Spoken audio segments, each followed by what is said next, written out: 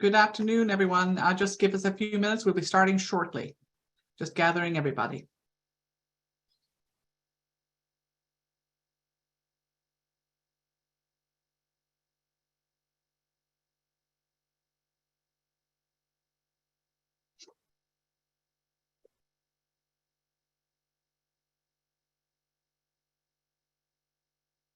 Well, I think we can dive in. So good afternoon, everyone, and thanks for joining us today. My name is Gillian Howell, and I am the head of client advisory solutions here at Foundation Source. And I'm so pleased today to be joined by Merle McGee, President and CEO of Everyday Democracy.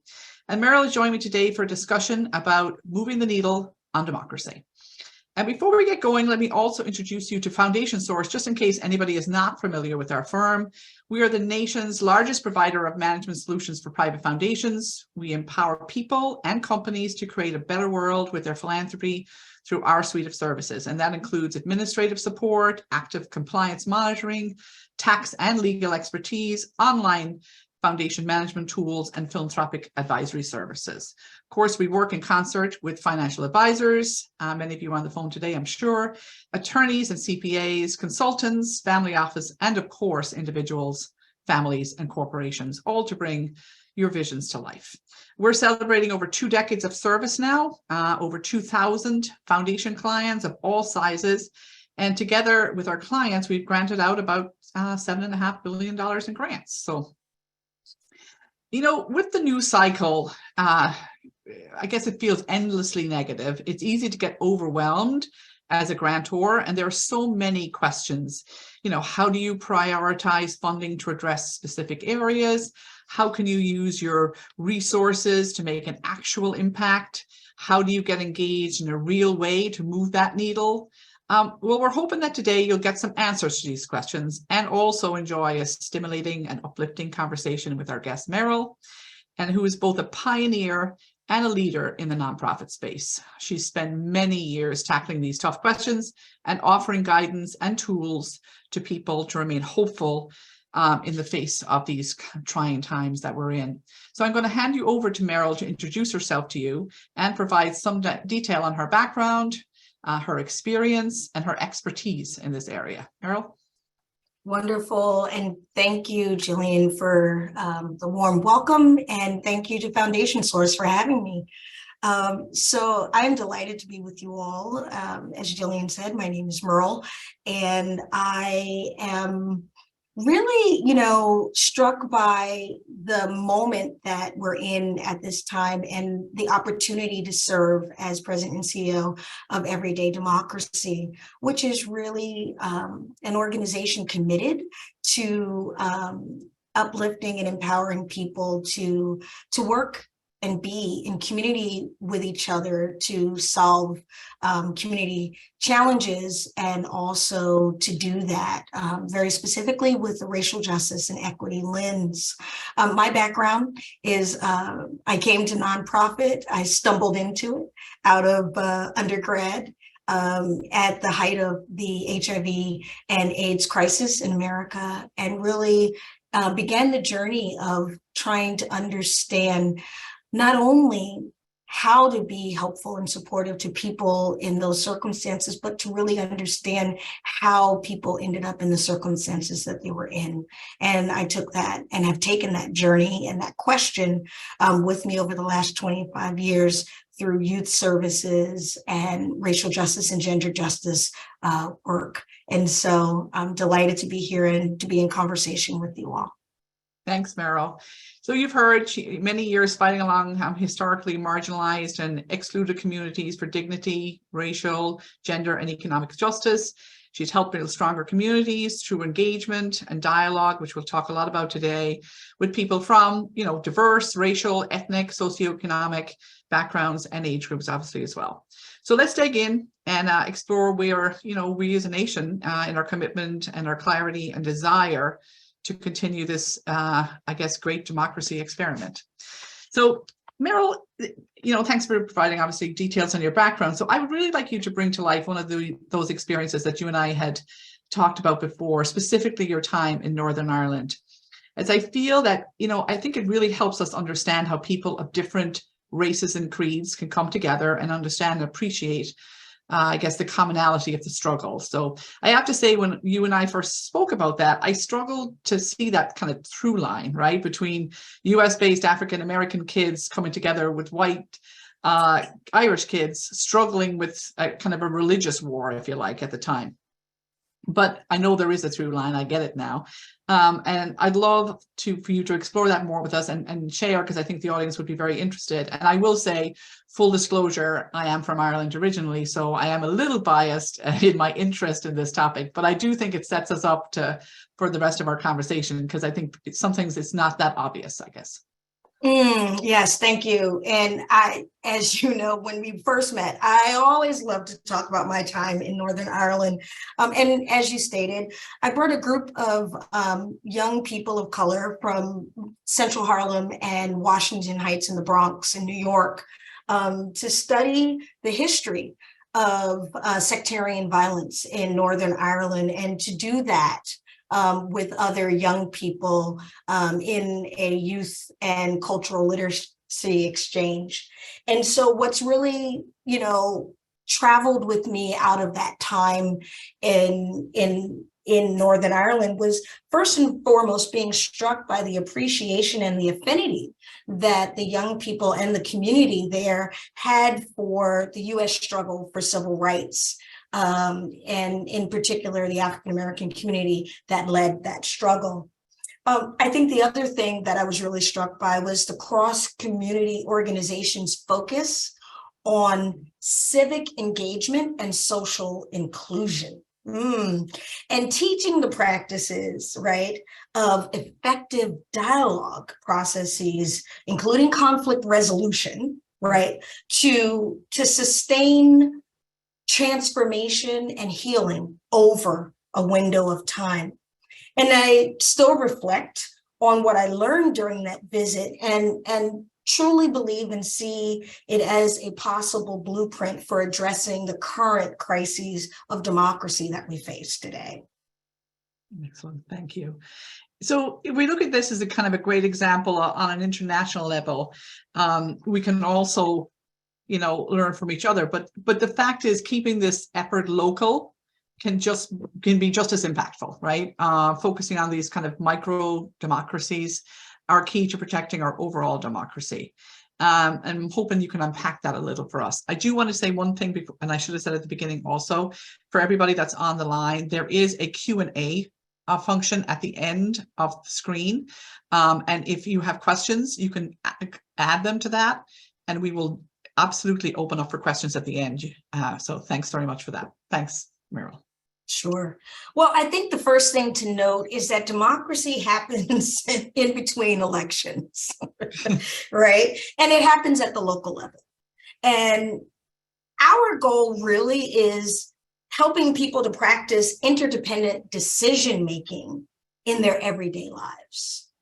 And so as members of communities, we grapple with how to create safety, how to distribute resources, educate our children, address quality of life issues at local levels. And we do that, right, through community boards and school boards, town halls, advocacy, public hearings, and even processes like participatory budgeting, right? These are all activities, really, of micro democracies.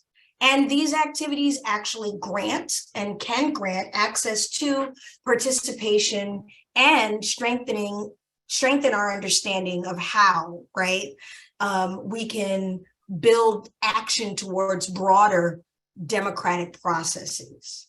We know historically and culturally, right, that even local or micro democracies have not always been equitable in their processes, right? But I think that when people are intentional, and I'm going to underscore intentional, right, in working towards including diverse voices, perspectives, ideas, needs, and put equity at the center of their processes of decision-making, then we have an opportunity to meet the needs of all community. right? By centering those most impacted by the decisions that we're trying to make and problems we're trying to solve. And I think that really effective and thriving thriving micro democracies are the foundation for what we call big D democracy. Right. So true. So true. Thanks. Shifting gears a little bit, because I know many people on the in the audience today are philanthropists, either through foundations or individually. And I know you've worked over the years with both foundations and philanthropists, and you know they play an important role, obviously, in driving outcomes for sure. Can you maybe bring to life an example of how philanthropy can move the needle? You know, maybe give us a foundation example and an individual philanthropist example. Sure. You know, I love this question, and I want to preface my response with a couple of key points to note here. Most philanthropy really is not operating from a democratic ethos. So I think it's important for us to understand that piece so that we understand what our responsibilities are as we engage in philanthropic activities. Right. Excuse me. It's sort of just not designed that way. And so therefore, an intentional analysis is needed to ensure that our efforts, right, are not just reinforcing, you know, current inequities. So I really love the framework of trust-based philanthropy. And the principles and values behind that. And if your listeners are not familiar with that framework, there is a group called Trust-Based Philanthropy Project that they would want to check out to learn. But really, this is about recognizing that those closest to the problem are closest to the solutions, and we should center their solutions, right? That philanthropists are not necessarily knowledge bearers in the communities needs and knowing what communities need, right? But resourcing those closest to the issue, right? What I call liberating resources to ensure solutions are sustainable, right? And enacted over a long period of time. To understand, right, that the work is not transactional, but in fact should be focused on transformation. And I think that some of the examples that I'm going to share with you of effective philanthropists and foundations really center equity, right? They take a generational view and they fund the work that directly addresses the structural causes of the problems that they are trying to solve for, right? And so trust-based philanthropy, right, is not just about providing funding to already well-resourced groups, but it's really about getting in deep relationship, right, with individuals and communities that are on the ground working every day. So one of the incredible visionaries, I think, around individual philanthropists is Abigail Disney, and the work that she's been doing over decades, really since the early 90s, and has been sort of that sort of standard bearer and forebearer of this trust-based philanthropy model, which was really about long-term investment and deep, deep, deep community relationship and connection, right? She understood that it was important to build relationships, right, and understand what is needed by the local leaders, and to invest not just in solving the problem, but invest in those leaders and their vision over long periods of time. And I think the other piece that maybe is a little bit less known is that in her approach, she also really looked very carefully at who she partnered with as advisors on how she distributed her funds and how she built relationships and rapport with communities, right, and trust with communities around this work, recognizing that a lot of times the kinds of people that were going to be essential to the work effectiveness were not naturally and readily around the table, where she was making decisions and wanted to make decisions. And so that was a very conscientious effort that she made around advisors. And so her work can be found through the Daphne Foundation, and really powerful work. And then I think on a foundation level, the Novo Foundation's work around the Move to End Violence initiative, which was a 12-year investment in local leaders who were addressing gender-based violence, right? Their strategy was to create a cohort of credible and accountable leaders, right, to working on interrupting violence in communities, and to resource those leaders, and then created a community of practice that resulted in building an incredible constellation of gender-based violence interrupters that went from a largely homogeneous group of well-known and recognizable folks to a multiracial, multi-gendered, inclusive movement that understood how to leverage solutions that were rooted in collective well-being, but also effectively coordinated with other movements, right, to increase the effectiveness in addressing gender-based violence that was rooted in other forms of oppression. And so I think those are two really strong and positive examples. And the Novo Foundation's Movement to End Violence initiative is wrapping this year after 12 years, but they have left an incredible body of resources and materials and tools that other philanthropists can really look at and foundations can look at. So I invite you to their website as well. Say that name again, Merle, for everyone. Innova, I-N-O-V-A? Novo Foundation, N-O-V. I'm sorry. Yes, no problem. N-O-V-O. Okay, good. Because I thought I'd heard something else. I wanted to make sure. Yes. All right. Thank you for that example. And I think later on we might talk about, because I think when you think about time, talent, treasure, which you hear about in philanthropy all of the time, and it's valid for all areas of philanthropy, but I think it's even more valid here because I think what you're bringing to life for us is really far beyond the treasure, right? The treasure is great, money is great, but you really have to get behind it. You have to organize, you have to be part of the community or bring part of that community in. And it's about that kind of treasure or talent, and the time and the advocacy that goes into this, because it's so much more, because you want to be part of it, I guess. So we can maybe explore that a little bit more. But keeping right now in the philanthropy realm again. So people on the phone, any advice for how people can get started, like get involved, maybe some advice on how people can incorporate, if they have goals around, fighting against for democracy and equity, how they can kind of incorporate that into their current strategy and mission. And sometimes I think it's kind of like gender philanthropy too. When you have a strategy and mission, you can actually kind of adapt that into various different areas. It doesn't mean you have to kind of start from scratch again. You can actually adapt it to even a current strategy or mission that you have. So I want to maybe explore that a bit with people.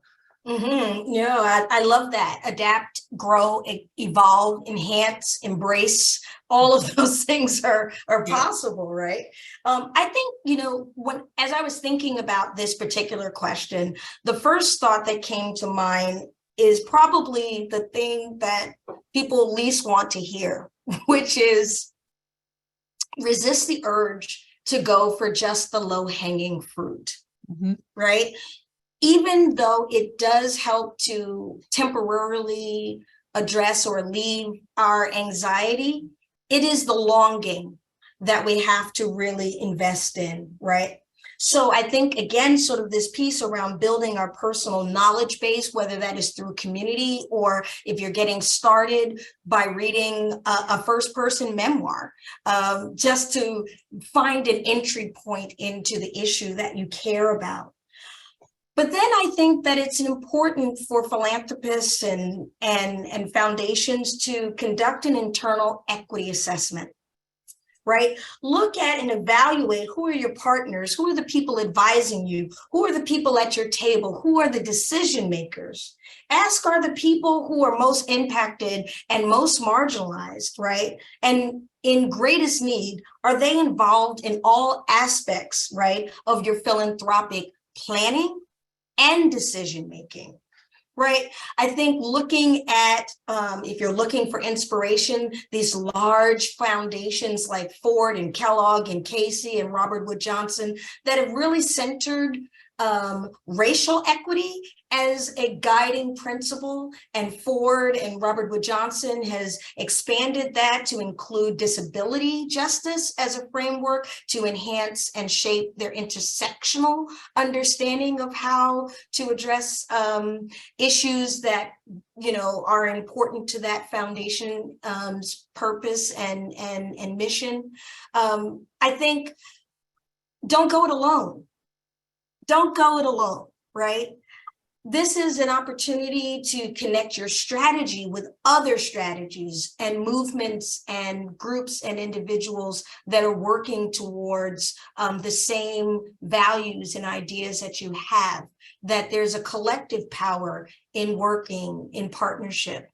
Identify leaders and invest in those who have credibility and accountability to communities, and invest in their vision and their visionary leadership over an extended period of time. I think we need to commit to going deep in our strategies and approaches, right?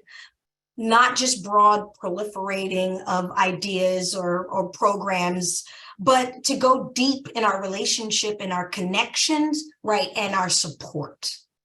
Because the issues that we face weren't created overnight, and they certainly aren't going to be solved overnight. And there is likely not one way to address the issue. So that becomes important. As I said, there are no overnight fixes, so it's necessary also to grapple with the gnarly issues that are entrenched and foundational and often responsible, right, for the kinds of challenges that you're trying to resolve and that sit at the root of the founding of our nation. I would say that you want to measure your progress towards social change. So the rigor that you want to apply to grantees of measuring impact, apply that rigor to your own work to be able to know if you are actually having the transformational change that you would like.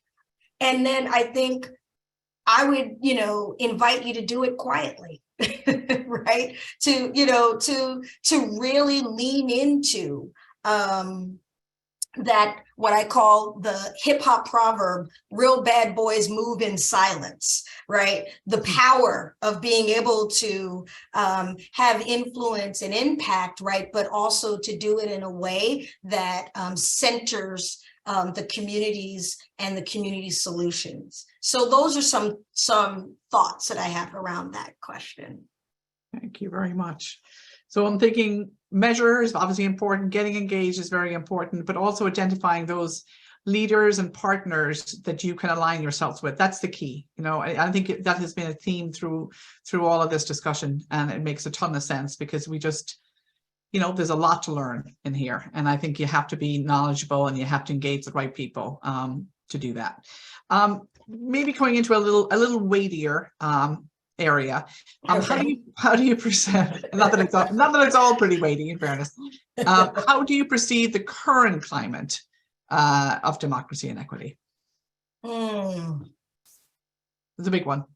Yeah. Oh, boy. Okay. Well, here's what I would say.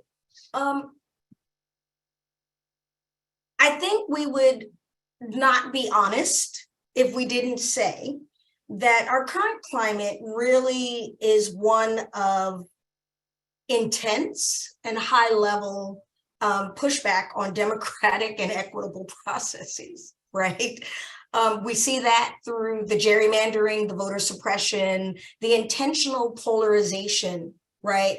And I say underscore again, intentional polarization, because the polarization is the red herring. It's the thing you're supposed to look at, but it's actually a power grab, right? And so the polarization is used to distract us from actually what's happening around the deconstructing of our democratic values and ideas.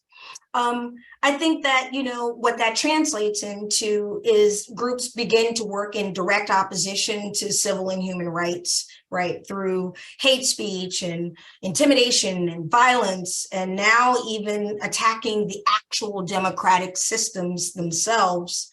So I think that when we're aware that these things are intentional, right, and that divisions are created to serve the purpose of power and control, then we have an opportunity.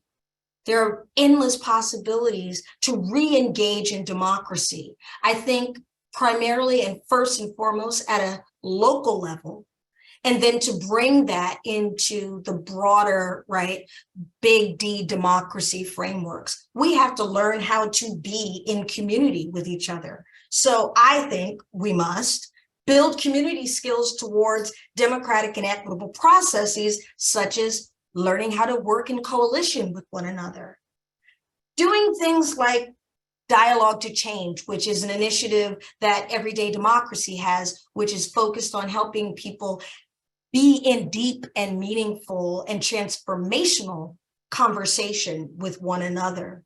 It's about civic engagement and understanding democratic and governmental processes, and other modes of influence that's really rooted in our interdependence, right? That's how I see we navigate the current threat that we're under.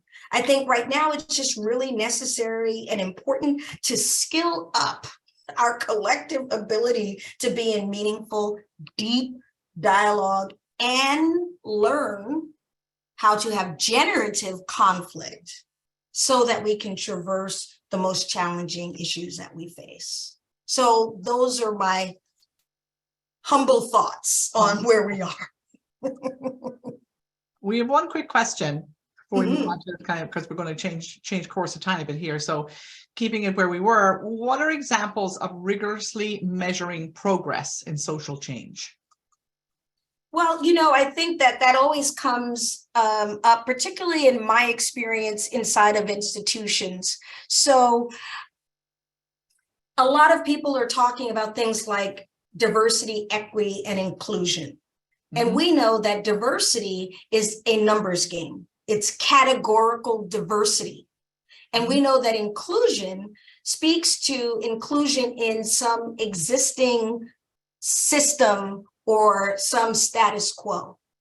But equity asks us and invites us into understanding that the past is the present, and that what we understand about the issues that we are currently looking at, we must go to understand our historical journey to how we arrived here.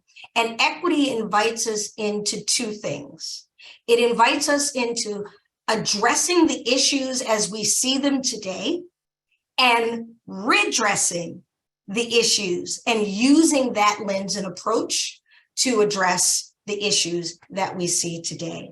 And so when we think about things like diversifying teams or staff or what have you, you have the numbers game that you play, but the hidden numbers are who's holding leadership roles. Who are the decision makers? How are people within your institutions who are not traditionally represented in those spaces faring, not only culturally, right, but materially?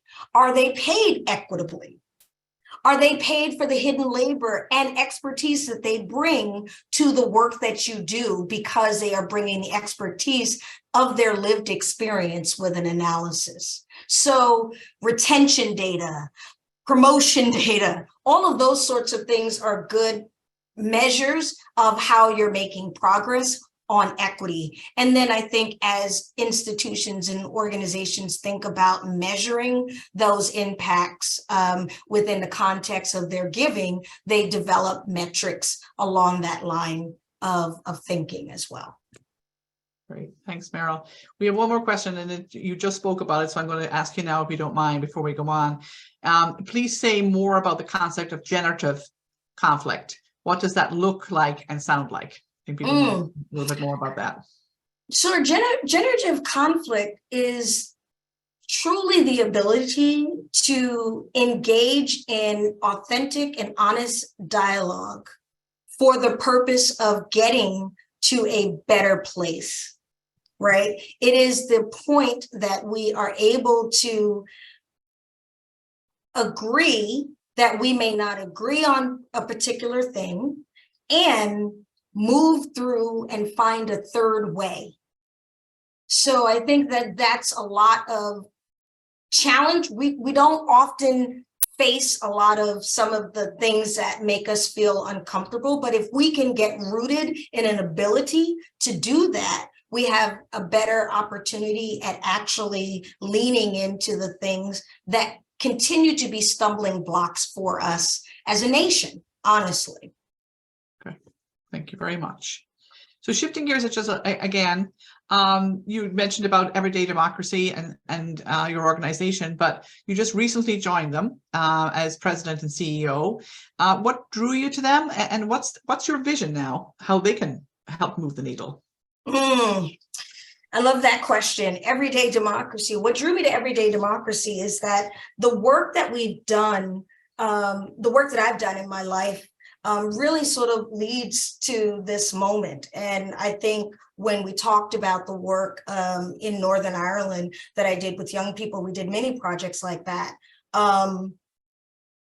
That the power of what happens when people can be in community and care with and for each other is what drew me to Everyday Democracy. You know, when I think about the work of Everyday Democracy, I think about the fact that our sort of framing is that everyday democracy is powered by everyday people, right? And people power tools really include humility, empathy, and agency, right? Humility, being in right relationship with ourselves, empathy and right relationship with others and the planet, and empathy being necessary for survival, and agency as being in right relationship with power, right? Not just power over, but the power with, the power to, and the power within. And what the possibilities are when we lean into that power is incredible. Our work at Everyday Democracy is really about helping people build the skills, supporting local leaders to engage in dialogue work, to generate solutions for their challenges, and to do that with an equity lens, and to support a sustained practice and community and network of folks driving towards perfecting, right, this great experiment that we have going here in the US. And so that's really our work as capacity builders, as supporters, as cheerleaders, but as conveners of humanity in service of that work around democracy at the intersection of racial justice and equity. Merle, you do that in maybe share a few ways that you do that. You do that through foundations, you do that through companies, you do that through speaking engagements, you do myriad of different ways, correct? Yes, absolutely. I mean, our work is really rooted in community, and we work across a lot of different groups in support with and foundations, and in support of foundations working on their own particular initiatives. We understand that dialogue, the ability to have effective and meaningful conversation and dialogue, and to move people from language and conversation to action, and then, you know, to solutions, actually is central to anything that you want to accomplish. Great, thank you. So, you know, you and I have spoken about it, flipping the narrative from doom and gloom. It can happen. You talked about it's really powered by the people. We are it, like we are Everyday Democracy. So tell us a little bit more about that flipping that narrative.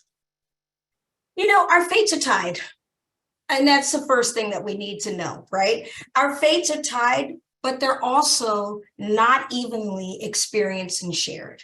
Mm-hmm. You know, right now, we're rather driven by a scarcity mindset that creates competition. And the possibilities available to us is really to lean into the empathy and the fairness that creates shared abundance, right? The structural realities that have created and reinforced inequity without an equity lens that are designed to, right, keep us in this space, we can't overcome those things if we don't lean into addressing and redressing historical inequity and leaning into the possibility and the potential, right, of what a multiracial democracy where all people can thrive with an interdependent understanding of one another's needs. You know, I always laugh about this idea that, you know, people have been on this journey over at least my 20 some odd years in this movement space around, were we allies, were we in coalition, were we in alliances, were we in solidarity, right? Allyship and solidarity is what we've been trying to use to do this work. And that's important. Solidarity is important, right? But solidarity is a choice. And it's when we understand that our fates are tied, that I am because you are, we are, then I understand that interdependence is the pathway forward. So if solidarity is a choice, interdependence is a fact, and it's a fact that we can lean into. And goes far, interdependence, I guess, goes far beyond the struggle, as you said. How we create that world that we want to live in. That's right. Yeah. One question here before we go on. How do we, and this is good because I think there might be a lot of people on the phone like this, how do we apply these concepts that you've talked about today, Merle, to small foundations with minimal operating budgets? And I think people do struggle, like, we're small, we have X amount of dollars to spend. Can we really, is it worth it? Like, can we influence? And I think the answer is yes, but talk a little bit about that. It's not, in other words, it's not about the billion-dollar foundations all the time. Right, of course. Yeah.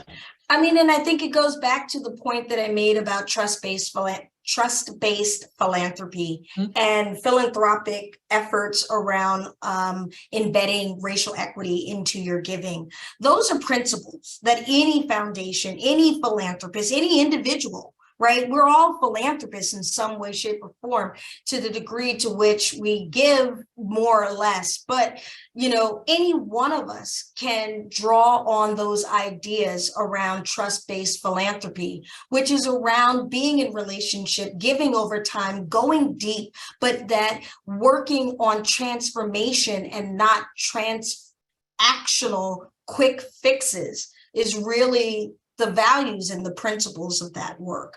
And so again, I invite folks into the Trust-Based Philanthropy Project website. There's some great resources there and tools and values and principles that any philanthropic group, individual can apply to whatever work that they want to do. And then examples, you know, as I shared around Novo, where they have practices, as well as the Daphne Foundation as well.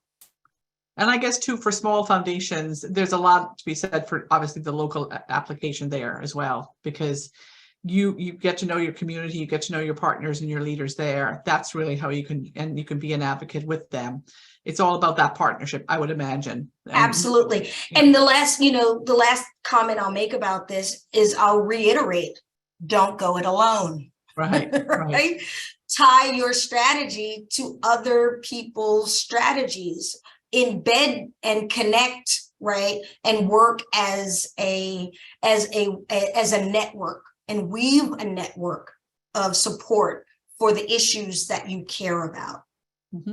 We have the ability to do that too in Foundation Source, because we have over 2,000 clients, as I've said at the beginning, that we can connect people. You know what I mean? So we know from different missions, and we know sizes, and we can, if people are interested only, obviously, but we can connect people who have missions and strategies and let them have a conversation, and there could be many times that they could partner. So we've done that numerous times for people, so bear that in mind too for people on the phone.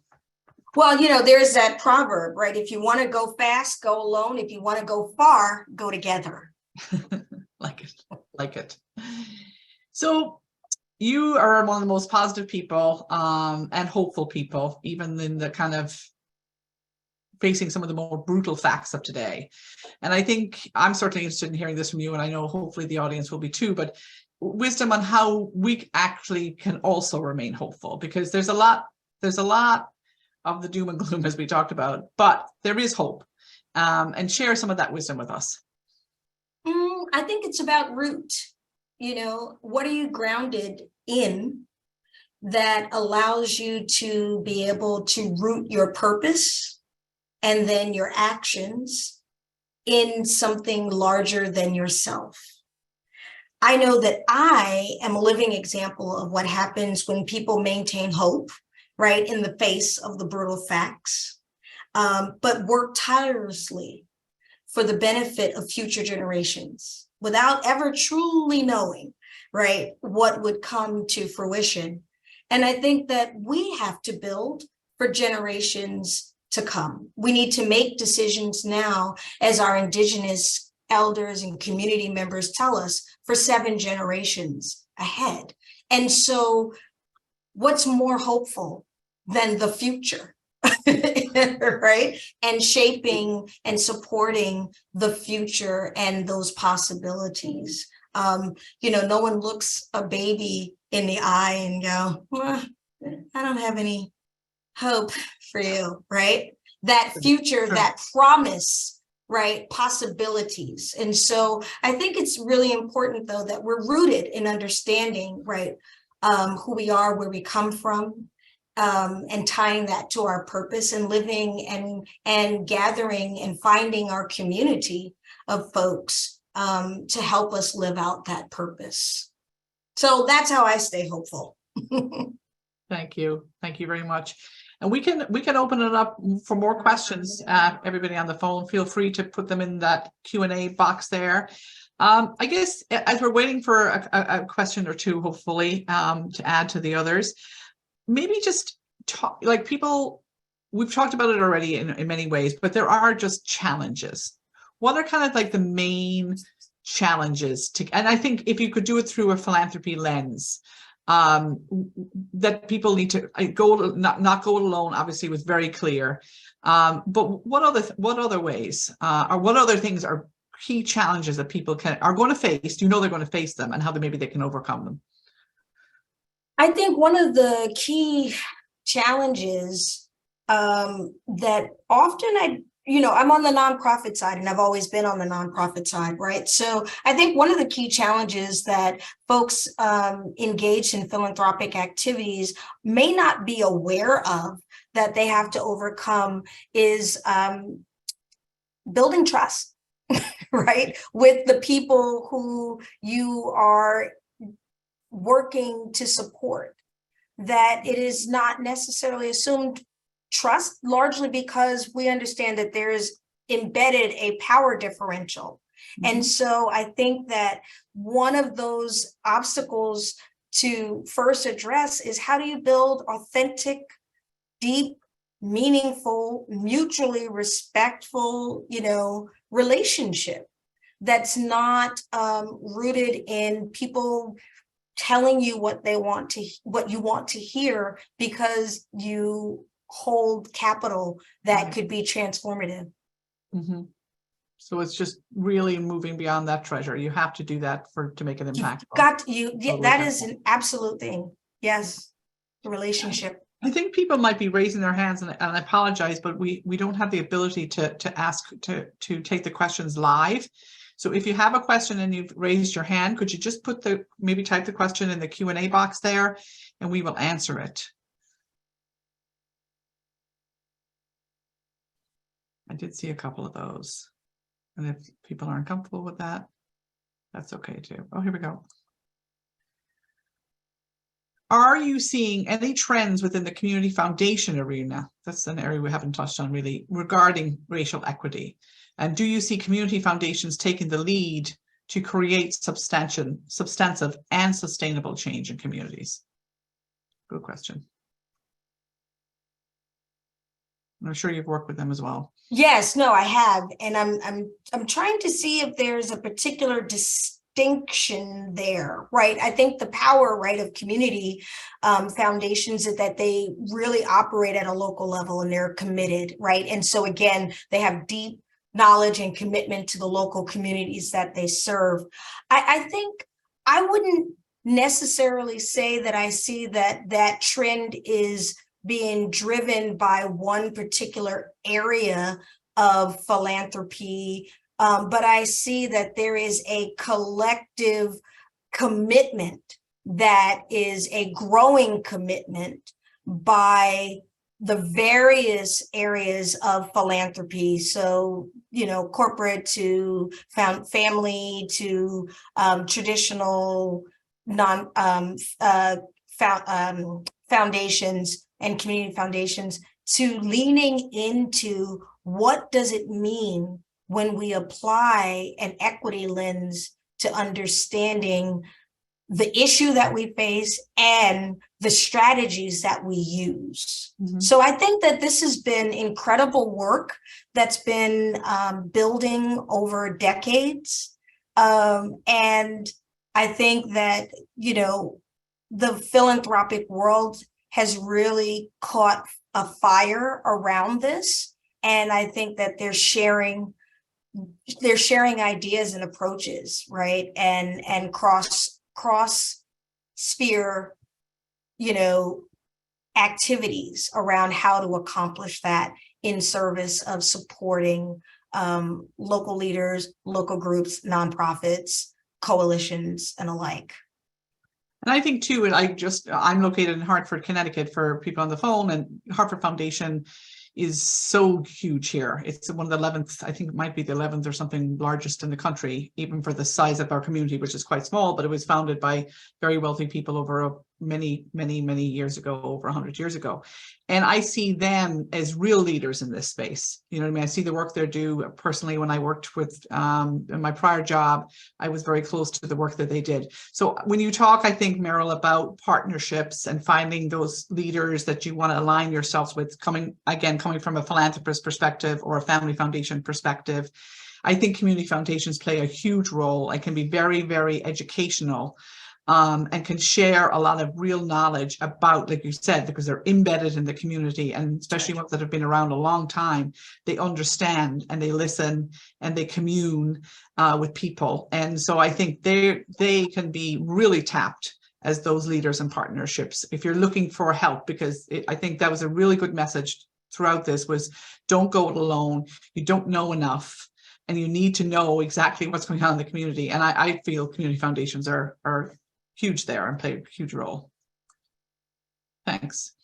One other question here. You mentioned that I think, Merle, that philanthropy is not inherently equitable.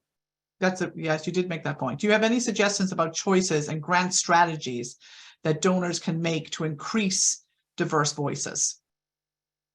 Thanks, Devin. Good question.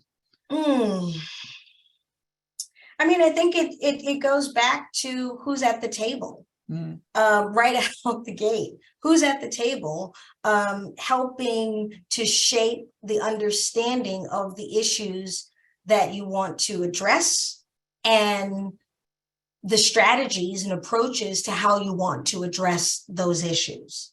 And I think what that means is that those who are most impacted by whatever the issue that you're looking to solve, and those who are closest, right, to the issue, are in fact expert at navigating the inequities, right, for survival, and imagining the solutions that transform the material quality of their lives.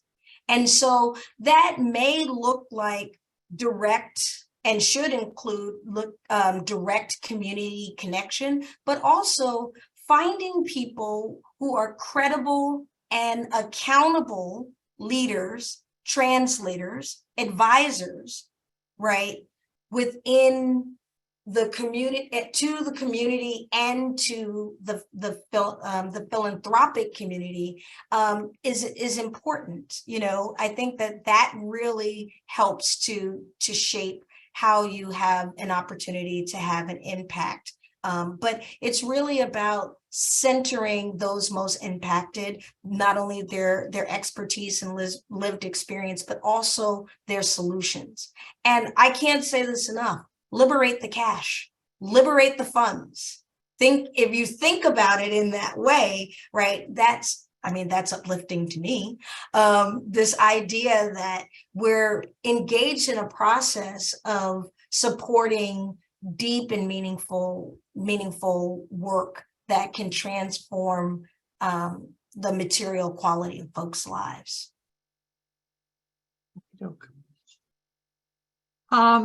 What, if any, differences are there in how Gen Z views democracy and philanthropy versus, let's say, baby boomers view democracy and philanthropy? I think there is probably a difference. Well, I'm from neither generation, so don't really want to speak fully on their behalf. But yeah. I think that what we understand is that over the last 20 years, we have been working towards redressing a charity model mindset that philanthropists, folks who have amassed wealth, know better and more about what is important and valuable and helpful in communities that are, you know, marginalized, historically marginalized, and under-resourced, and what have you. From what I can see of the Gen Z, they're a lot less willing to tolerate that charity mindset and model. They seem to understand the real and true importance of people power and trust that people in community, younger people in community, have the ability to solve a lot of the issues that they face because they live them. And I think in places, you know, where I've seen those models really become central, right? Lifting up young leaders and young people and youth ideas is transformative. And I'm thinking about Brazil now, and a time I didn't tell you about, Jillian, in time spent in Brazil, learning and being dazzled by the movement work there that was driven by young people as young as, you know, 18 and 19 years old, with significant responsibilities for community and to community. Okay. Okay, question. I'm not sure, we kind of went into it a little bit, but what is the best way to educate community foundations? Question. So my roles, the role of the question asker, are both as a foundation and part of a nonprofit who would love for their equity-based model to be better understood. I'm thinking that's going to be very specific to the community foundation, but you'll have to repeat that. I'm trying to hold the thread of the question there. Well, what is the best way to educate community foundations? So the question is being asked by someone who has a role as both a foundation and part of a nonprofit, and they would like for the community foundations equity-based models to be better understood. So how can they maybe educate community foundations? Now, again, I think to me, I see what you have to say, but I think that's very specific to the community foundation. In other words, like my example of the Heart Foundation, I don't think we need to worry about them and educating them, but there could be examples of that, other examples of that around the country. I mean, I think in general, there's always an opportunity to educate and explain, if you will, why an equity approach, not just as a desired outcome, but also a process. And I would say that there are, you know, a lot of resources that that philanthropists can engage. I'm thinking about the philanthropy and racial equity groups. There are numerous identity-based groups that have thought a lot about how to embed equity into foundational and philanthropic giving. There is the work of Edgar Villanueva around decolonizing wealth, and he offers an incredible blueprint. That's a book. I think the education is there. We just need to, invite people into it if they haven't been able to identify it themselves. But there are lots of philanthropic groups right now, philanthropy foundations, that have whole networks of thinking about philanthropy differently. So. Okay. I think we're coming to the top of our hour, and it's hopefully been a good discussion for everybody on the phone. I certainly have enjoyed it. I think we've learned a lot and expanded our knowledge in this area, and the important role clearly that foundations and philanthropists play in driving those kind of outcomes in this area, the challenges that are there to building those multiracial democracies, and how do we achieve, I think you said, transformational change, and it is through dialogue, it is through authentic community engagement, and I think you really helped connect the dots. So thank you so much, Merle. Let me just, is there one more question coming in? One second here. No, I think we're good. I think we're good. Any last parting words before we?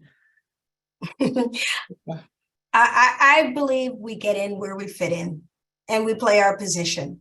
And if we're aligned on our values, right, and clear in our purpose, then we have an opportunity to really have meaningful impact. Get in relationship, right? Get in accountable relationship with folks. Yes, accountable relationships. I think that could be a message for all of our life engagement. That's right. Thank you so much. Thank you, Merle. Thanks everybody for joining us. We really appreciate it. This will be recorded as well, and we'll be able to send it out to people if they need it, and send it out to people who weren't able to join us today. So thank you so much.